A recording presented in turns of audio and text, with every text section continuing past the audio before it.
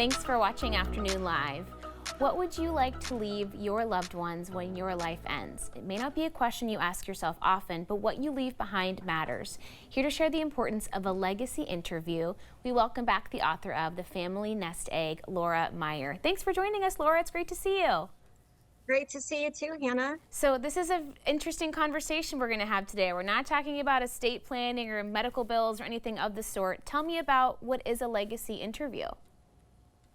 So a legacy interview is really a chance for all of us while we're still living and have our memories to be able to pass down to the next generation our values, our words of wisdom, our hopes for the future, and all the love that we have for the people in our lives. And so often when we think about setting up like a will or a trust or an estate plan, we do think about passing down our home or our bank accounts, but it really is just as important to pass down our legacy and also what we hold in our heart.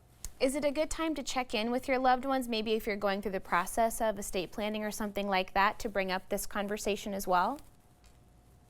Well, sure. Yeah. I mean, whether we're doing estate planning or not, it's always a good opportunity to sit down with the people we love and express things to them and share these things with them. I think for some people, probably most of us, we think we'll have the opportunity later. And I mean, how many times do we hear from people who have lost a loved one that they didn't get the chance to say goodbye or they didn't get the chance to make amends? And that's why a legacy interview really is critical to helping people die in peace, but also live in peace. Okay, so where should we start? You've got your loved one who's agreed to sit down with you and have this legacy interview.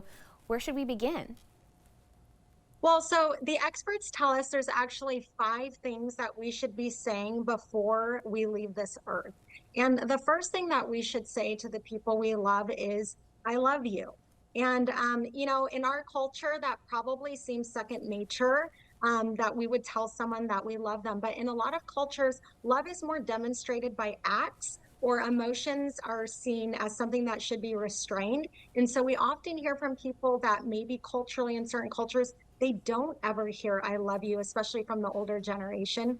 And that is something that everybody does long to hear. For sure. And then gratitude as well is another thing to express. Always. And, we should be expressing gratitude every day, right? For everything that we have and to all the people who are important to us.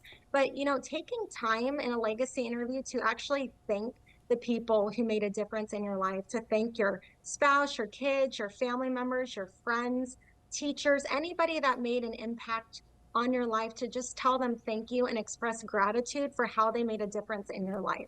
How about apologies? That is really tough for a lot of people. It is. And apparently it's tough for me. That's something my husband complains about. But it is hard to say I'm sorry to people because it does take a certain level of humility.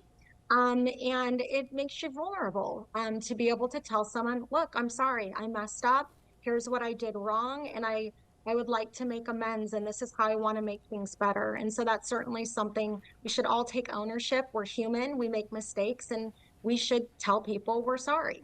It's not easy, but it can be so important. And then building off of that, forgiveness, both giving and receiving forgiveness. Yeah, being able, and that's the last 2 things, is saying, I forgive you and please forgive me. That's really where the healing comes in for a lot of people and allows people to be able to die in peace. And if we have the courage to do that today while we're living, it also allows us to live in peace because we don't need to go around holding on to those pains or grudges and all those things that we hold in our hearts. I think as humans, we collect those as we go through life, right? But being able to put that baggage down and say, you know what, I forgive you for this. Please forgive me for this. And being able to certainly capture that in a legacy interview as one of our last acts is very important.